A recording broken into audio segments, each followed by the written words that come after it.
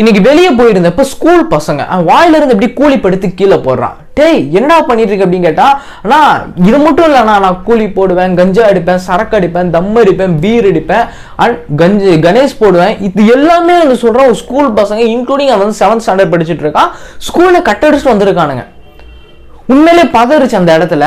பொதுவா பசங்களோட அப்பா அம்மா அவங்க என்ன பண்றாங்க அப்படிங்கறத நோட்டீஸ் பண்ணுங்க. நீங்க வேலை ஒரு சைடு நீங்க வந்து ஓடுறீங்க, உங்க பையனோட வாழ்க்கை ஒரு பக்கம் வந்து பாலா போய் எங்கிட்ட ஒரு இடத்துல போய் முடிய போகுது அப்படிங்கறத நீங்க நல்லா ஞாபகம் வச்சுக்கோங்க. தமிழ்நாடு நல்லா வளரணும் ஒரு பக்கம் கத்திட்டு இருந்தா அந்த பக்கம் தமிழ்நாட்டில் எவனுமே இருக்க மாட்டான். வரக்கூடிய ஜென்ரேஷன், எங்களோட ஜென்ரேஷன் 60 வயசுல முடிஞ்சிடும்.